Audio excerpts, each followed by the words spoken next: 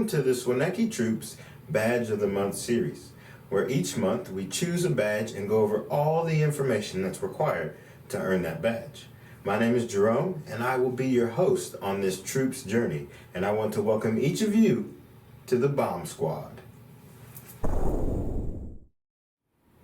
Now, the actual names of the badges that we go over might be slightly different, depending on whether you're a part of Sunbeams, or Girl Guards, or Explorers, or Rangers, or even Club 316. So, we will make sure to list them all. And if your troop doesn't have a compatible badge, you can always do a DYO, or Design Your Own. So, let's head over to the BOM Squad headquarters and hear about this month's badge. Alright, welcome to HQ. We have some items here that are going to help us learn our badge for this month. And let's take a look at what we got here. We've got a tape measure, a square, a screwdriver, a clamp, a hammer, a chisel, a level, a drill, a saw, and a sander. What do you think these all have in common? If you haven't guessed it, these are for woodworking. So today, we have a special guest who has all kinds of knowledge about woodworking, and he's going to teach us a little bit. So, let's go see. Hey guys, we are here in the shop Darell Houseton with Captain Darell Houseton, and he's going to teach us a little bit about woodworking.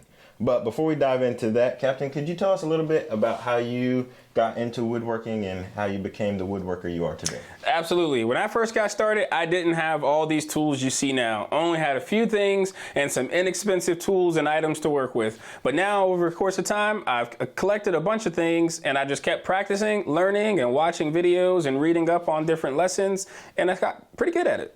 So what is it about woodworking that you love so much? I enjoy the fact that it's something I can focus on. It's something that takes my attention and gives me an opportunity to be creative, but also use skills at the same time. Nice. All right, well, we're going to learn about different types of wood, different tools, and how to be safe when you're using them. So let's see what we got here. So there are really three areas of woodworking that we're going to talk about today. We're going to talk about wood, we're going to talk about tools, and we're going to talk about safety. So first, let's talk about wood, because after all, you can't do woodworking without wood. Just right? be a worker. Yeah, right. And we want to talk about woodworking today. So we're going to talk about wood, and at the most basic level, we know that wood comes from trees. But there are tons of different kinds of trees. We have pine trees and maple trees and oak trees. And so how does that variety of trees translate into the world of woodworking? Well, for me, the type of wood it is, I determine that based on what I'm building. For example, this is pine, and I would use this mainly for things that are going to stay indoors, because it doesn't really do that great in water or getting wet outside unless you do different things to it. And it's a softer wood, so depending on what I'm going to make, it would depend on what I'm going to use this for, because it can get easily dented, damaged, or scuffed. This is curly maple. It's much heavier than the pine and has more applications. And if you look at it, it has a lot of figure in it, and I think it's just a nicer looking wood. But it's harder than pine, and it's sturdier and can be used in furniture making.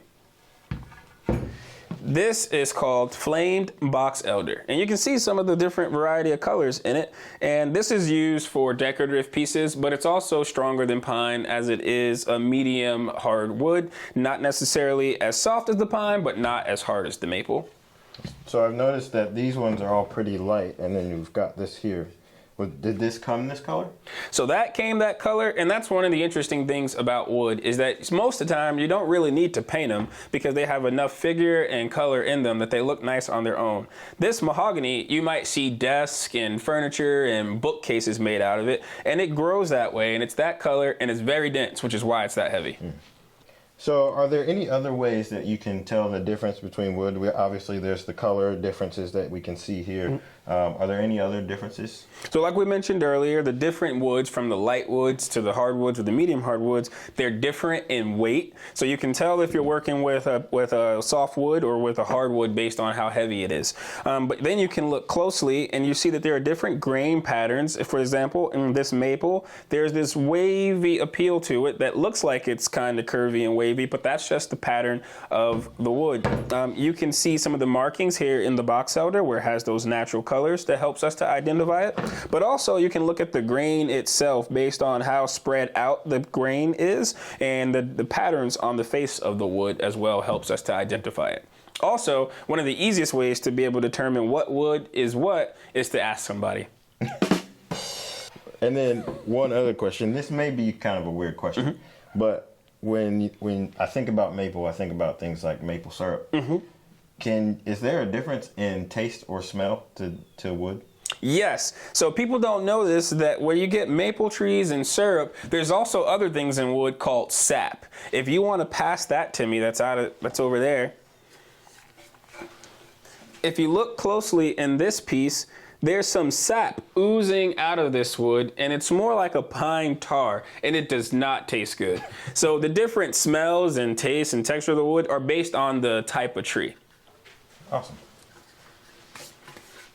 All right, well, let's move over and look at some of the tools and talk about how they're used, what they might be used for, and how to be safe with them. Let's do it.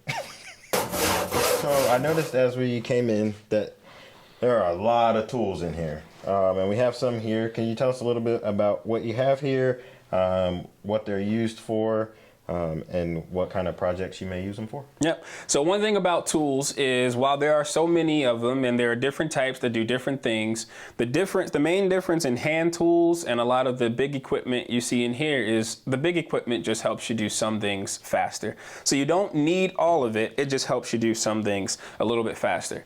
So this is called a square. It not only does it help me keep things at perfect 90-degree angles or whatever angle I set it to, it also has measuring units on it like a ruler, so that if I'm measuring pieces, I can make sure that everything is nice and accurate. So a lot of times when you're doing a project, you want to make sure that it's smooth, and you want to be able to use sandpaper to do that so you don't get splinters or cut yourself or have wood hanging off and potentially hurt someone else. So sandpaper is great. We also use clamps. When you're using wood glue or you need to hold pieces together and you're by yourself, clamps are great. You can never have too many clamps. So how many clamps would you say that you have? All of them.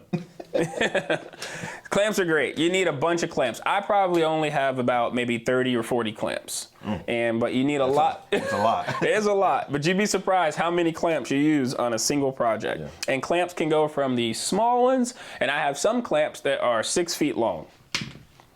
When cutting wood and you don't have a table saw or things like that, you use hand saws. So this is a miter hand saw, and it usually comes with a yellow box that you might have seen it with so that you can make straight cuts.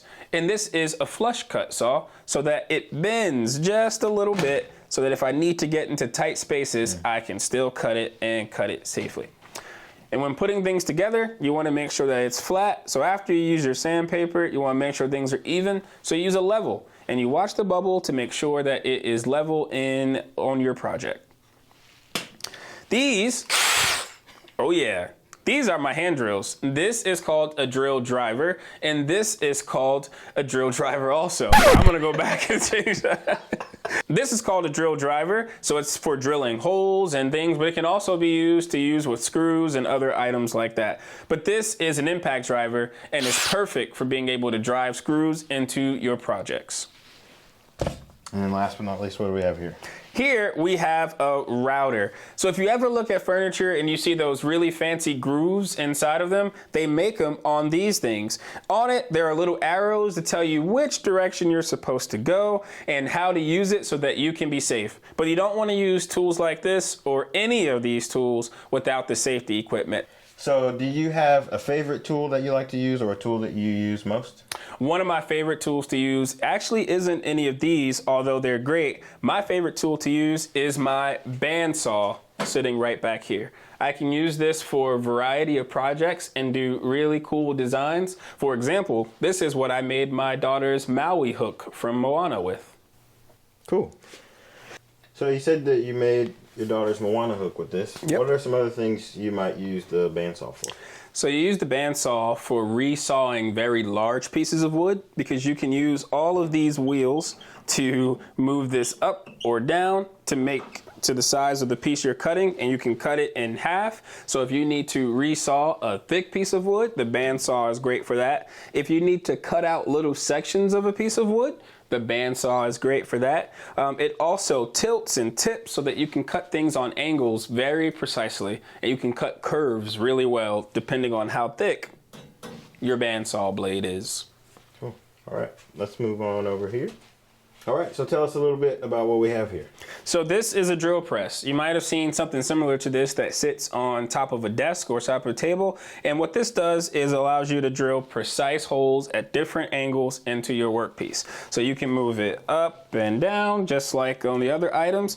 And it has all sorts of drill bit and attachments that can go into there, where I keep oftentimes just up here where I can lock them in to be able to then drill into my workpieces. All right, let's move over. All right, so this is a very large tool. Yeah. What is it and what do you use it for? This is my cast iron table saw.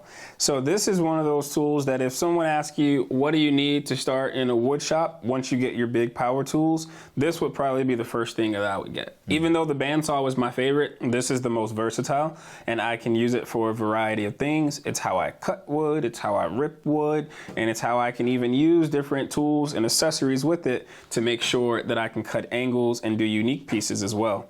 But it can also be a dangerous tool if you don't use it properly. So you want to use a push stick to make sure you're keeping your fingers away from the blade so that if something happens, you don't get cut and that you can stay safe. You also want to make sure you're wearing your eyes and ear protection as well with this piece. Cool. So now that we're talking about safety, let's go and talk about some safety tools. All right, so let's talk safety. What do you have here? So safety is a huge part of woodworking and any hobby really, but when you're working with dust and sharp tools, there are some precautions that you want to make sure you take. The first thing you want to do is make sure that you have eye protection. You want to make sure you have eye protection so nothing can come back and hit you in the eye, because you don't want to get hurt and you need to be able to see. It's kind of important. Also, you want to make sure that you have ear protection. So some of the tools in here can get really loud. So you want to make sure that you have your ears nice and safe and protected. I think they can hear you. Can they? Yeah. Well, you need your ear protection from me too. And then you also want to make sure you're wearing some type of mask. This is a heavy duty mask and you may not need something like this, but you want to make sure that you have a mask because with all the dust and sprays that you use, you want to make sure that you can breathe clean and good air. Last but not least, you also want to make sure that your feet are protected. Just in case you drop something and you work with heavy tools and wood, that your feet are protected and safe with some good steel toe boots. Thank you, Captain Darell, for teaching us and for your expertise. You have taught us a lot, and I'm sure there's so much more for us to learn. Is there anything you'd like to tell our crew as we close out? Just remember, you don't need all these big fancy tools to get started. You can use the skill and creativity that you have and what you have available. Just be safe, be creative, and have fun. Well, that's all the time we have here with Captain Darell. So we'll see you next time. Welcome back to HQ. Wasn't Captain Darell such an awesome resource? I mean, there's so much more to woodworking than I could have even imagined. So many different types of wood and all the different tools. And remember to always put safety first. Woodworking can be super dangerous, But if you take all of the right precautions, it will also be super enjoyable and satisfying to see a plan come together. So, we'll see you next week, back here at the BOM headquarters, as we continue our woodworking journey. Everything all right? I don't remember my next question. And so we have hand papers. I also have sandpaper.